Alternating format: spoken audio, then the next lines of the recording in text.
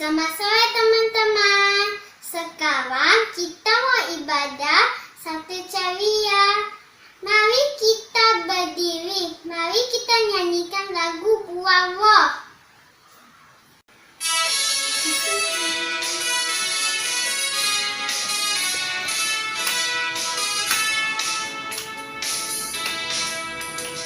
Kasih sukacita, damai sejahtera, kesabaran kemurahan, kebaikan, kesetiaan, kelemah lembutan, penguasaan diri. Inilah buah Roh Kudus mengalir dalam hidupku. Ku mau hidup dipimpin Roh Kudus setiap hari. Kasih sukacita, damai sejahtera, kesabaran kemurahan, kebaikan, kesetiaan, kelemah lembutan, penguasaan diri. Inilah buah Roh Kudus mengalir dalam hidup. Ku mau hidup dipimpin Roh Kudus setiap hari. Inilah buah Roh Kudus mengalir dalam hidupku. Ku mau hidup dipimpin Roh Kudus setiap hari.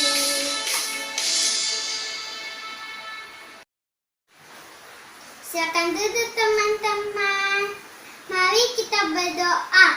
Tuhan Yesus, terima kasih untuk hari ini. Berkati ibadah satu ceria kami. Berkati rasul-rasul dan kami semua. Dalam nama Tuhan Yesus kami berdoa. Amin. Sebelum kita dengarkan firman Tuhan, mari kita nyanyikan lagu baca kitab suci.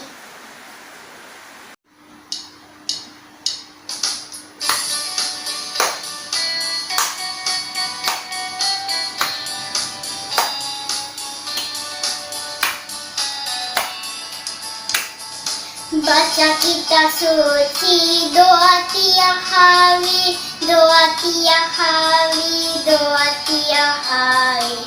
Baca kitab suci, doa tiap hari, kalau mau tumbuh, kalau mau tumbuh, kalau mau tumbuh, beri haleluya. Baca kitab suci, doa tiap hari, kalau mau tumbuh.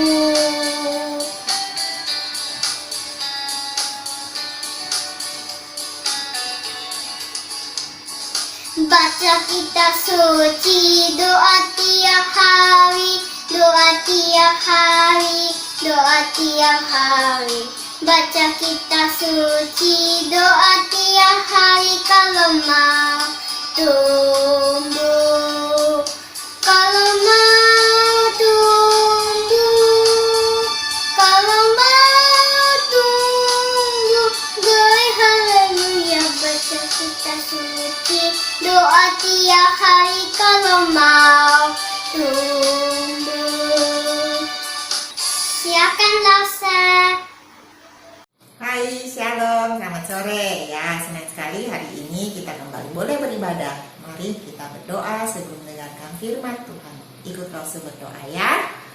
Tuhan Yesus yang baik, terima kasih hari ini kami boleh kembali datang untuk memuji Tuhan. Sebentar lagi kami akan mendengarkan firman Tuhan. Tuhan tolong kami, biarlah firman-Mu boleh kami mengerti.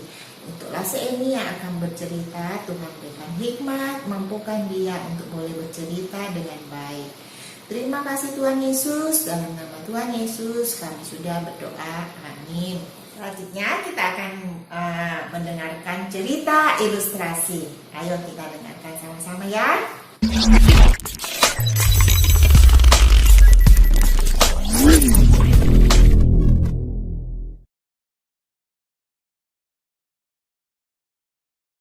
Edi benci sekali kalau harus masuk ke sekolah yang baru. Tetapi karena pekerjaan ayahnya dan keluarganya yang berpindah-pindah dari satu ke kota yang lain pada setiap tahun. Itulah sebabnya mengapa pada suatu pagi Edi harus mulai lagi bersekolah di sekolah yang baru. Di tempat ini penampilan Edi dianggap aneh oleh teman-teman barunya.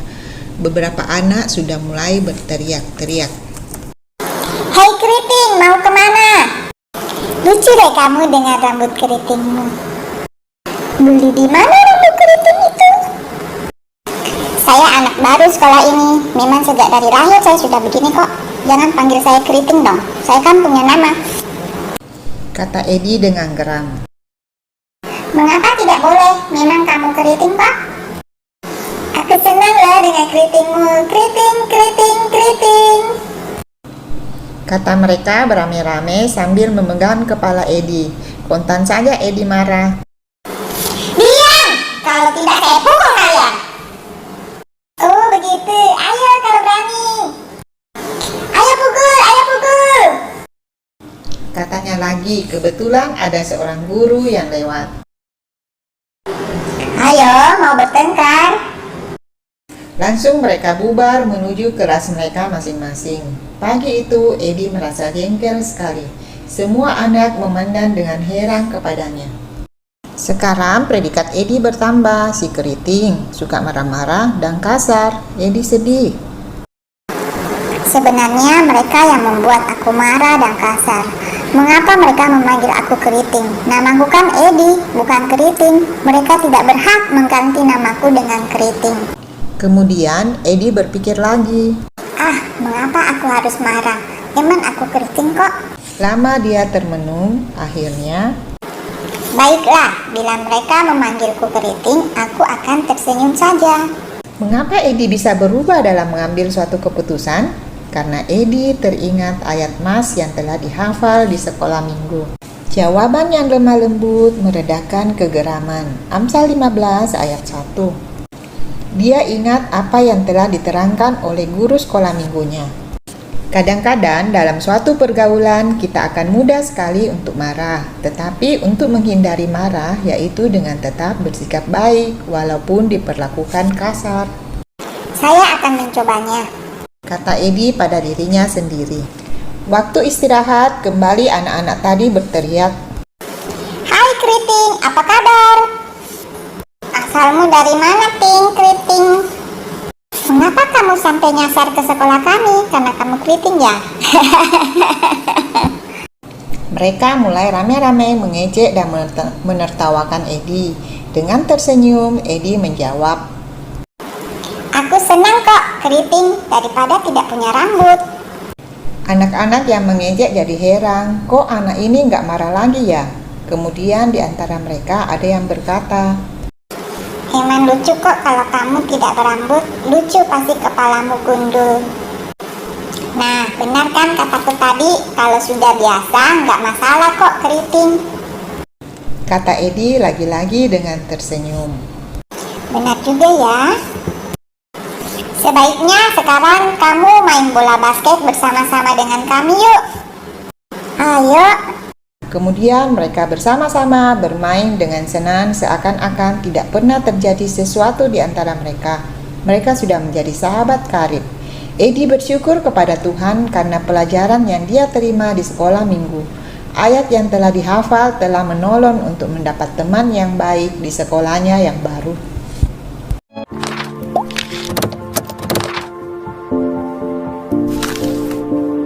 Ya, dari cerita Edi tadi kita lihat gimana anak yang kalau diketawai sama temannya atau diejek sama temannya dia marah, dia tersinggung. Ayo siapa di sini yang kalau diketawai sama temannya atau ada kokonya atau cecenya ketawai dia tersinggung, dia marah sampai menangis-menangis. Siapa ayo?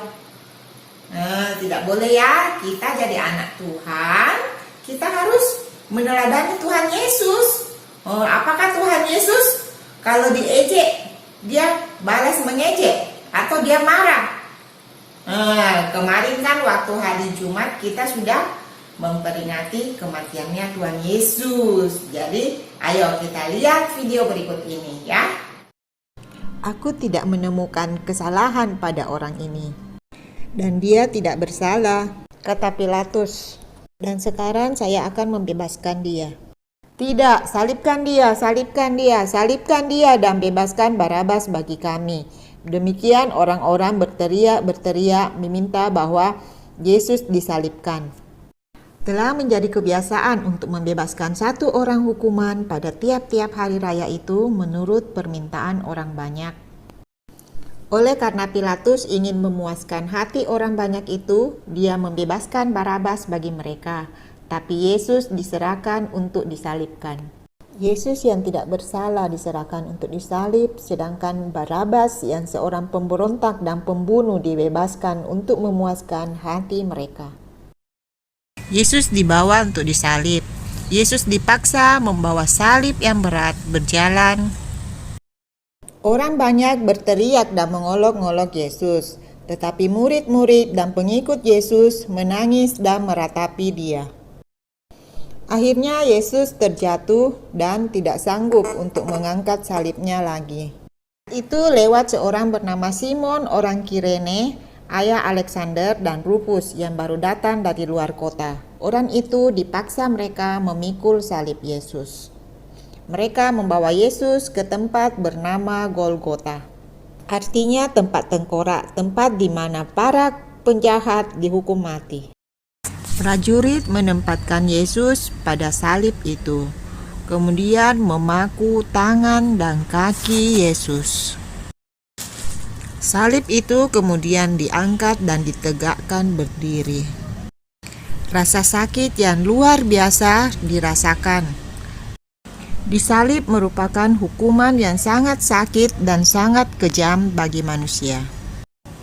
Tapi Yesus berkata, "Bapa, ampunilah mereka, karena mereka tidak tahu apa yang mereka perbuat." Imam kepala dan ahli Taurat berkata, orang lain dia selamatkan, tapi dirinya sendiri tidak dapat dia selamatkan. Juga prajurit-prajurit mengolok-ngolok dia. Mereka memasang tulisan di atas kepalanya, "Inilah Raja orang Yahudi." Dua orang penjahat yang disalib bersama Yesus, salah seorang berkata, "Bukankah engkau adalah Kristus? Selamatkanlah dirimu dan kami." Tapi yang seorang berkata, "Kita memang selayaknya dihukum sebab kita menerima balasan yang setimpal dengan perbuatan kita. Tapi orang ini tidak berbuat sesuatu yang salah." Lalu dia berkata, "Yesus, ingatlah akan aku apabila engkau datang sebagai Raja. Tentunya hari ini engkau ada bersama dengan aku." Ketika kira-kira jam 12, lalu kegelapan meliputi seluruh daerah itu sampai jam 3. Lalu Yesus berseru dengan suara nyaring, "Ya Bapa, ke dalam tanganmu kuserahkan nyawaku," lalu ia mati. Jadilah gempa bumi dan bukit-bukit batu terbelah. Tirai bait suci terbelah dua dari atas ke bawah. Mereka berkata, "Sungguh dia ini adalah anak Allah." Ya, dari video tadi kita lihat bagaimana Tuhan Yesus, waktu Tuhan Yesus ditangkap, dibawa ke Pilatus. Itu waktu ditanya, Tuhan Yesus tidak marah, Tuhan Yesus tidak membantah. Padahal Tuhan Yesus tidak bersalah, tapi Tuhan Yesus tetap bersabar. Tuhan Yesus tidak marah. Walaupun orang-orang mengejek, Tuhan Yesus tidak bersalah, tapi Tuhan Yesus harus terima hukuman. Itu karena apa? Karena Tuhan Yesus mengasihi kita. Tuhan Yesus mau menebus kita, sehingga Tuhan Yesus rela untuk disalib. Tuhan Yesus disalib supaya kita bisa jadi anak-anak Tuhan, kita bisa ditebus. Waktu Tuhan Yesus disalib dengan penjahat, walaupun itu penjahat juga mereka sudah jahat, tapi mereka juga tetap mengejek Tuhan Yesus. Tapi Tuhan Yesus tidak membalas ejekannya, ya. Kita bisa lihat Tuhan Yesus tidak membalas. Bahkan satu penjahat yang di sebelahnya yang bilang, "Tuhan Tuhan Yesus, kalau kau sudah di surga, ingat sama saya. Nah, Tuhan Yesus jawab apa? Tuhan Yesus bilang, sesungguhnya hari ini juga kau ada bersama-sama dengan saya di surga. Tuhan Yesus mengasihi kita. Tuhan Yesus mau kita jadi anak-anak Tuhan, terima penebusan. Jadi Tuhan Yesus rela untuk disalib. Tuhan Yesus disalib, Tuhan Yesus dicaci maki, diejek. Tapi waktu Tuhan Yesus mati, Tuhan Yesus malah bilang apa? Malah Tuhan Yesus berdoa untuk orang-orang yang menyalibkan dia. Tuhan Yesus bilang apa sama Bapa? Bapa, ampunilah mereka karena mereka tidak tahu apa yang mereka lakukan. Ya, Tuhan ajar kita untuk anak-anak Tuhan boleh belajar apa? Boleh belajar bersabar, boleh belajar mengasihi. Kan seperti Tuhan mengasihi kita sehingga dia mau menerima semua hukuman itu. Jadi kita jadi anak-anak Tuhan juga harus begitu. Tidak boleh membalas. Kalau ada yang mengejek, kita harus tetap apa? Mengasihi mereka. Mengampuni teman-teman atau koko atau cece yang sudah jahat sama kita. Seperti Kristus mengasihi kita, berarti kita juga harus mengasihi orang-orang yang lain, orang-orang yang mungkin berbuat salah kepada kita. Ayat hafalan hari ini terambil dari Amsal pasal 15 ayat yang ke-1a. Jawabannya lemah lembut meredakan kegeraman. Amsal 15 ayat 1a. Jawabannya lemah lembut meredakan kegeraman. Seperti cerita Edi tadi, awalnya tuh kalau dia diejek dia apa? Dia balas, dia marah, tapi ternyata apa? Dia semakin diejek. Tapi setelah dia ingat cerita guru sekolah minggunya, jawabannya lemah lembut meredakan kegeraman. Dia mencoba. Begitu dia diejek, dia terima dengan lapang hati. Dia menjawab dengan lemah lembut. Dia tidak marah. Akhirnya apa? Karena dia tidak marah, akhirnya dia dapat teman baru. Jadinya dia bisa bersama-sama dengan teman yang baru, sama-sama bermain bersama. Edi sudah apa? Sudah menjadi teladan. Dia sudah belajar seperti Kristus, tidak membalas, mengasihi orang lain. Kan? Dia tidak membalas kejahatan, dia membalas kejahatan dengan mengasihi teman-temannya yang baru. Ayo sama-sama kita masuk dalam doa.